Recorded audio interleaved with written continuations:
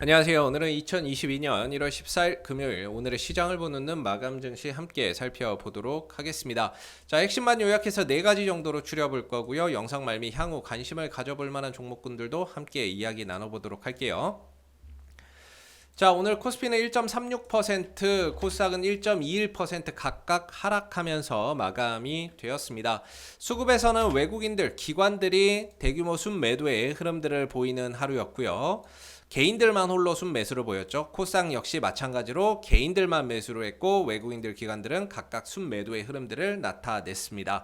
여기에 더해서 외국인들은 선물에서 9천억 넘는 순매도를 보인 점, 이런 부분들이 오늘 좀 증시의 하락의 이유라고 볼 수 있는데, 바로 다시 한 번 더 또 금리 인상에 대한 우려가 지수의 좀 부담 요인으로 작용이 되고 있는 것 같습니다.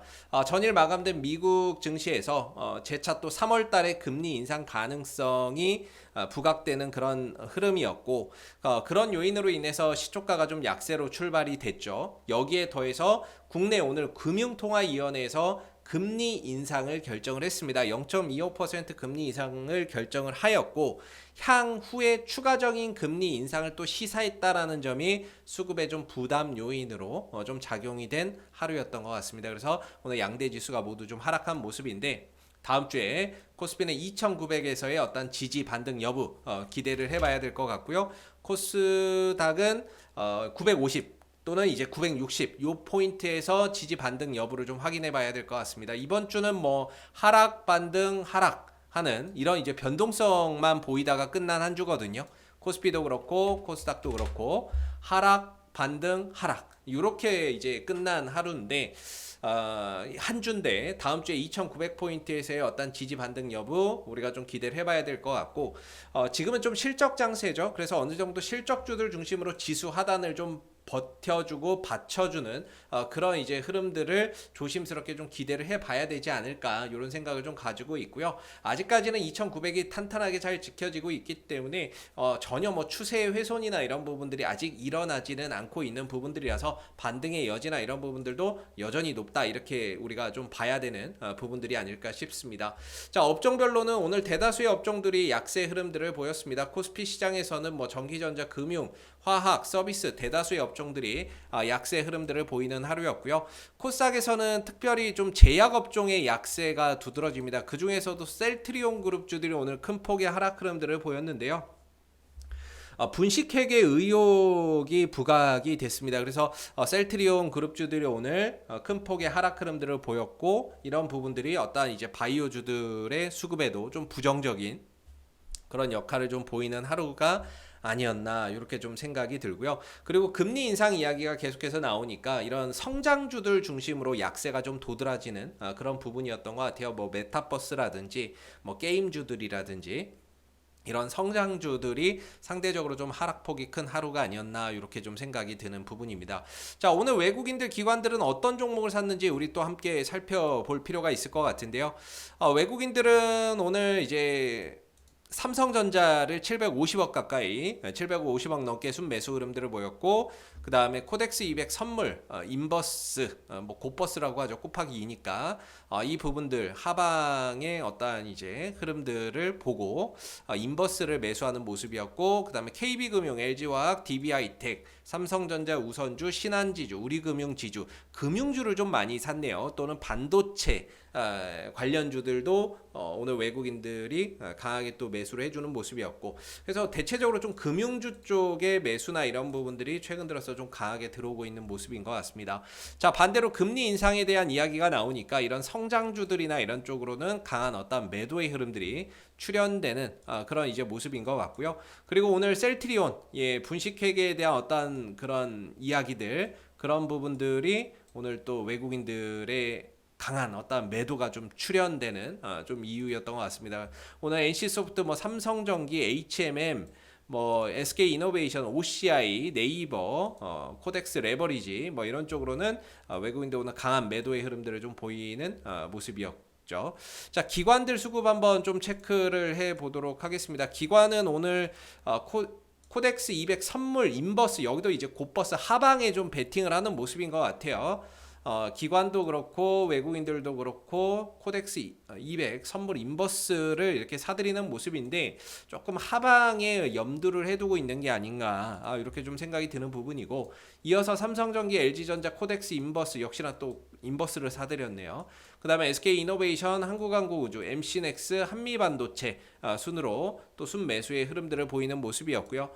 반대로 삼성전자와 코덱스 레버리지, 셀트리온, 카카오, 코덱스 150, 코덱스 코스닥 150 레버리지 상승 어떤 ETF는 그냥 매도를 쳐버리네요. 일단 포스코, LG와 KB금융, 네이버, OCI 등을 순매도하는 모습이었습니다. 공통적인 거는 외국인들은 하방에 어떤 이제 포지션을 좀 두고 있고, 기관들도 마찬가지로 하방 포지션에 있는 어떠한 이제 선물 인버스를 매수를 했다라는 점에서 이런 부분들에 의해서 주가나 이런 부분들 한 차례 출렁일 가능성이 좀 확대되는 게 아닌가라는 우려도 한편으로는 좀 드는 부분입니다. 반대로 상승에 베팅하는 코덱스 레버리지나 이런 부분들은 똑같이 지금 외국인들 기관들이 팔고 있거든요. 그래서 상승보다는 외국인들 기관들은 좀 하방을 좀 보고 있는 게 아닌가라는 부분들에서 다음 주 좀 지수의 움직임이나 이런 부분들이 다소 좀 우려가 되는 그런 이제 부분들이 될 것 같아요.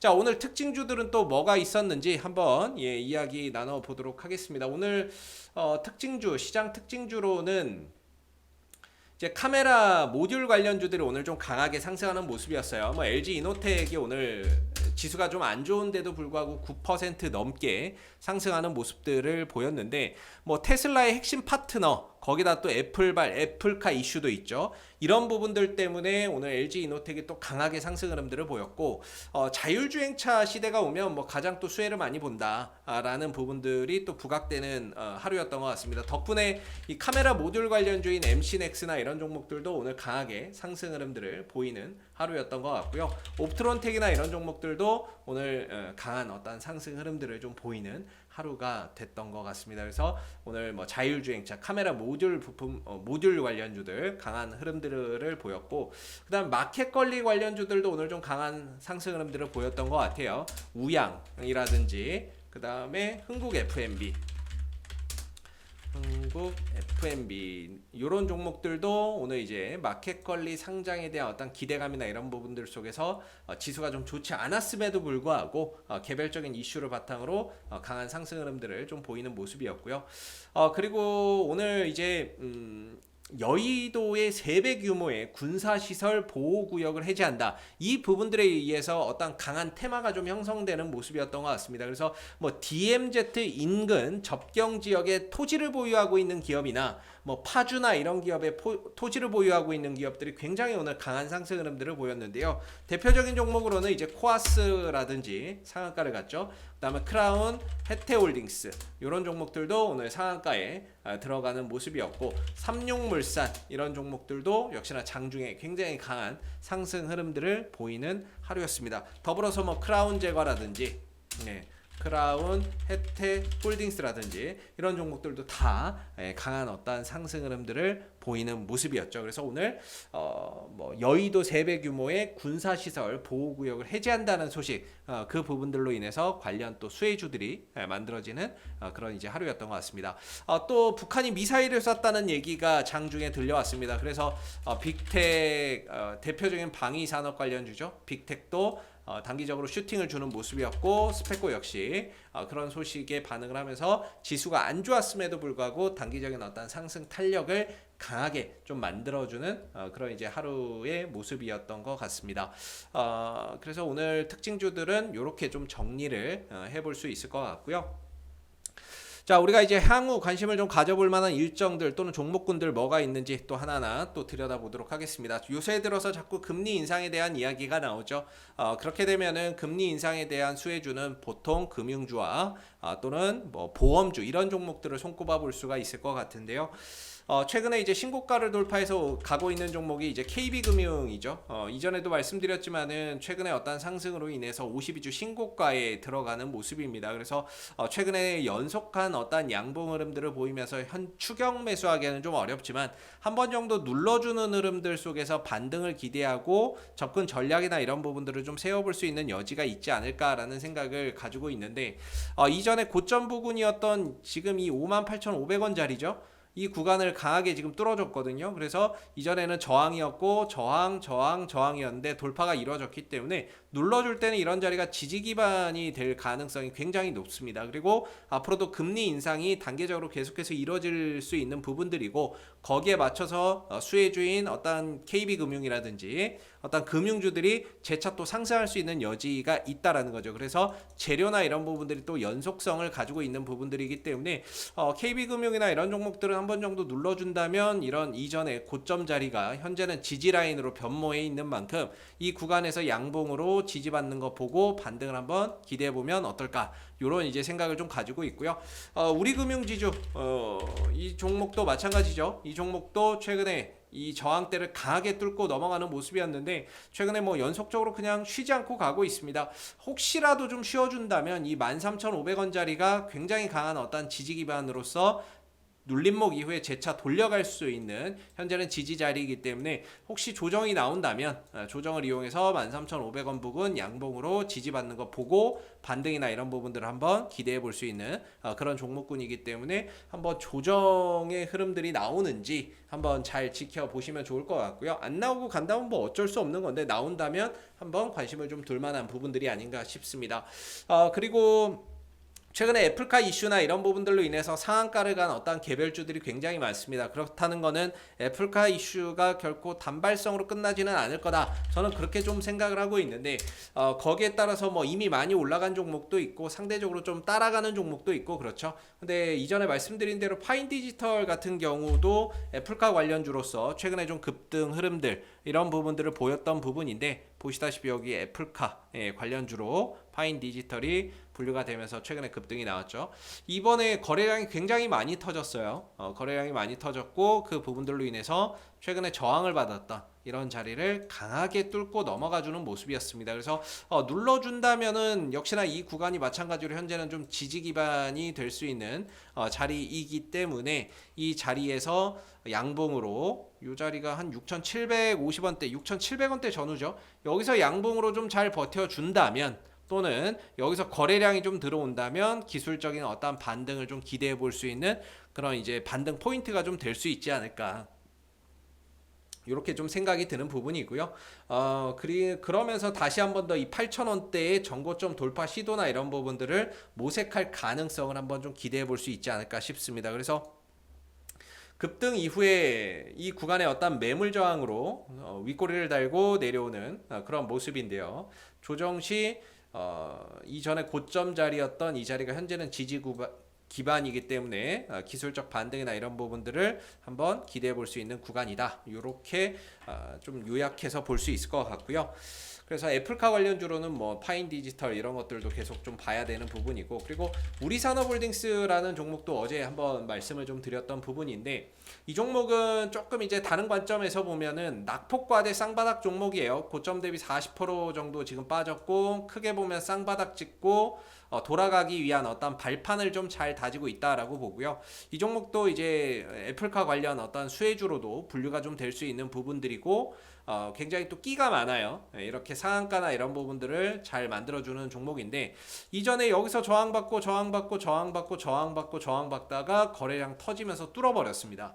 내려오면은 이 자리가 지금은 굉장히 강한 또 지지 기반이죠. 그래서 쉽게 무너질 수 있는 어떤 자리는 아니기 때문에 현 구간을 기점으로 바닥을 좀 다지다가 재차 어떤 이슈가 터지면은 또 반등을 좀 가져갈 수 있는 부분이라서 6,000원대 초반 자리에서는 어느 정도 여기서 양봉으로 좀 지지되는 모습들이 나온다면은 한번 애플카 이슈 속에서 한번 다시금 재차 상승 흐름들을 좀 가져갈 수 있는 종목이기 때문에 한번 좀 관심을 가지고 볼 필요가 있지 않을까라는 생각이 드는 부분입니다.